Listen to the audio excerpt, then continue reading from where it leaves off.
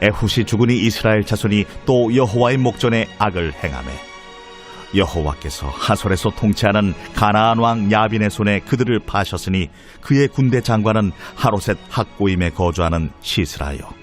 야빈 왕은 철병거 900대가 있어 20년 동안 이스라엘 자손을 심히 학대했으므로 이스라엘 자손이 여호와께 부르짖었더라. 그때에 랍비돗의 아내 여선지자 드보라가 이스라엘의 사사가 되었는데 그는 에브라임 산지 라마와 베델 사이 드보라의 종려나무 아래에 거주하였고 이스라엘 자손은 그에게 나아가 재판을 받더라.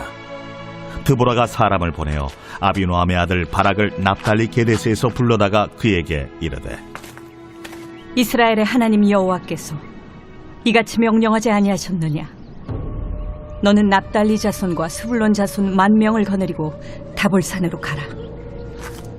내가 야빈의 군대 장관 시스라와 그의 병거들과 그의 무리를 기손강으로 이끌어 내게 이르게 하고 그를 내 손에 넘겨주리라 하셨느니라. 바락이 그에게 이르되 만일 당신이 나와 함께 가면 내가 가려니와 만일 당신이 나와 함께 가지 아니하면 나도 가지 아니하겠노라. 내가 반드시 너와 함께 가리라. 그러나 내가 이번에 가는 길에서는 영광을 얻지 못하리니 이는 여호와께서 시스라를 여인의 손에 파실 것임이니라 하고 드보라가 일어나 바락과 함께 게데스로 가니라. 바락이 스불론과 납달리를 게데스로 부르니 10,000명이 그를 따라 올라가고 드보라도 그와 함께 올라가니라. 모세의 장인 호밥의 자손 중 겐 사람 헤벨이 자기 족속을 떠나 게데스에 가까운 사하나님 상수리 나무 곁에 이르러 장막을 쳤더라. 사랑하는 기류의 교회 교우 여러분, 변함없이 아침을 깨우고 말씀 묵상의 자리에 올라오심에 주님 이름으로 여러분들을 축복합니다.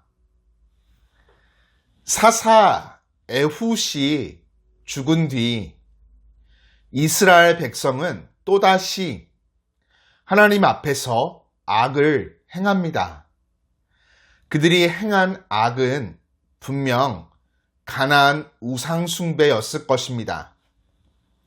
이번에는 하나님께서 하솔을 다스리는 가나안 왕 야빈을 들어 이스라엘을 징계하시죠. 하솔은 갈릴리 호수 북쪽에 위치한 강한 성읍이었고 야빈의 군대 장관은 시스라라는 인물이었습니다. 그는 철병거 900대를 갖추고 있었고 이 강력한 무기를 앞세워 20년 동안 이스라엘을 심하게 억압했죠. 이스라엘의 반역이 반복될수록 징계의 기간과 강도도 점점 더 강해졌습니다.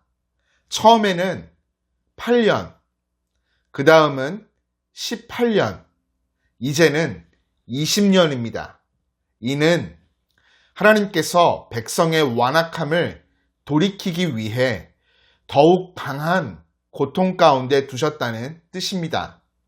이러한 고통의 시기에 하나님은 뜻밖에도 여사사 드보라를 세우셔서 철병거를 이끄는 시스라의 군대를 무찌르게 하십니다. 랍비돗의 아내 드보라는 예언자이자 사사로서 다른 사사들과 달리 사사라는 이름에 걸맞는 사역을 하고 있었죠. 라마와 베델 사이 드보라의 종려나무 아래에서 백성을 재판했습니다. 드보라의 종려나무라는 명칭을 보면 이는 그녀의 사역이 이스라엘 안에서 공인되고 존중받고 있었음을 보여줍니다. 드보라는 또한 예언자로서 하나님의 말씀을 받아 납달리 지파 출신 바락을 불러 전쟁을 명합니다. 바락에게는 납달리와 스불론 지파에서 10,000명을 이끌고 다볼산으로 가라는 명령이 주어졌고 하나님은 시스라와 그의 병거를 기손강으로 끌어내어 바락의 손에 넘기겠다고 하십니다. 그러나 바락은 드보라가 함께 가지 않으면 자신도 가지 않겠다고 말하죠. 하나님의 약속과 능력을 믿기보다 눈에 보이는 현실에 주눅이 든 모습이죠. 결국 그는 하나님의 부름에 조건부 순종으로 응답합니다. 드보라는 동행을 약속하지만 바락이 전쟁의 영광을 얻지 못할 것이라고 경고합니다.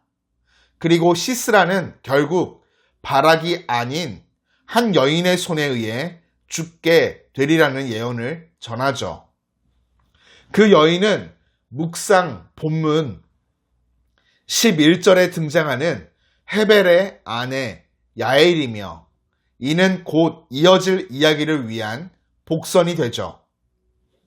사랑하는 교우 여러분, 오늘 본문을 마주하며 몇 가지를 생각해 보게 됩니다. 하나는 이스라엘 백성들과 같이 내 삶 속에 반복적으로 넘어지는 죄는 무엇인가? 그것을 무너뜨리기 위해 하나님께 진심으로 도움을 구하고 있나? 라는 질문이죠. 이스라엘 백성은 하나님의 놀라운 구원의 은혜를 얻었음에도 다시금 가나안의 우상을 따르며 하나님의 언약을 저버립니다. 잠들어가는 신앙, 아니 죽은 신앙의 모습을 보여주죠. 우리 역시 그럴 때가 많지 않습니까? 은혜 받고 눈물을 흘리며 결단했던 우리가 어느새 다시 옛사람의 모습으로 돌아가 있는 경우 말이죠. 하나님이 이스라엘을 포기하지 않으시고 징계하시며 돌이키기 원하셨던 것처럼 오늘도 우리가 영적으로 잠든 신앙, 죽은 신앙을 일깨우고 살아나기를 하나님은 간절히 원하십니다. 반복적으로 범하여 넘어지는 죄악 앞에서 포기하지 않고 끝까지 담대히 싸워 이겨내야 하겠습니다. 하나님, 우리를 사랑하시기에 포기하지 않고 붙들고 계십니다. 하나님을 붙잡고 의지를 드릴 때 선한 역사 가운데 거룩한 삶, 깨어 살아있는 영혼으로 살아가는 우리 모두가 될 것이라고 믿어 의심치 않습니다. 다른 하나는 바락처럼 하나님 말씀에 순종하지만 인간적인 판단으로 생각하여 주저하고 두려워함으로 영광을 얻지 못하는 모습은 우리 가운데 없는가 질문하는 것이죠. 바락은 믿음의 사람이었지만 그럼에도 불구하고 눈에 보이는 불리한 현실 앞에 주저합니다. 눈에 보이지 아니하시는 하나님의 말씀보다 눈에 보이는 상황과 형편에 더 휩쓸리고 영향받아 믿는다고 말하지만 반쯤 순종하는 인생, 조건부 순종의 삶을 선택한 것이죠. 여러분, 우리는 어떤가요? 주님이 분명히 말씀하셨음에도 그건 너무 어렵습니다. 조건이 맞아야 움직이겠습니다. 라고 말하는 경우들이 종종 있습니다. 기억하십시오. 주님이 부르시는 길 앞에 반쯤 순종하는 것, 그것은 온전한 순종이 아닙니다. 그곳에는 영광이 없습니다. 반쯤 순종하는 인생이 아닌 전적으로 순종하는 인생을 살아갈 때 비로소 하나님의 영광이 따릅니다. 하나님은 온전히 순종하는 자를 통해 자신의 뜻을 이루어 가십니다. 우리 모두 하나님의 말씀에 전적으로 순종함으로 허락하신 승리의 영광을 얻고 누리는 인생을 살아가야 하겠습니다.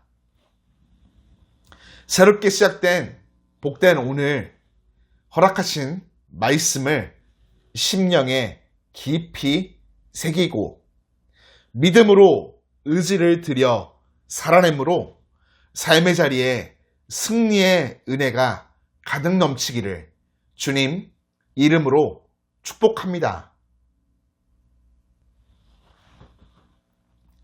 참 좋으신 하나님 아버지, 우리를 사랑하사 새로운 날 허락하시고 호흡할 수 있는 은혜 베풀어 주심에 감사를 드립니다. 오늘도 힘차게 주어진 삶의 현장으로 나아가매 이스라엘 백성처럼 반복되는 죄에 빠지지 않도록 나의 마음을 강하게 붙들어 주옵소서. 현실보다 크신 주님의 말씀을 신뢰하며 조건 없는 순종의 걸음을 걷도록 이끌어 주옵소서. 드브로와 같은 믿음, 야엘과 같은 담대함을 내게도 허락하사 하나님께서 주시는 자리에서 충성되게 살아갈 수 있도록 복내려 주옵소서. 오늘 말씀에 믿음으로 순종하며 나아갈 때 모든 자리에서 승리케 하실 좋으신 주님을 찬송합니다. 예수님 이름으로 기도드립니다. 아멘.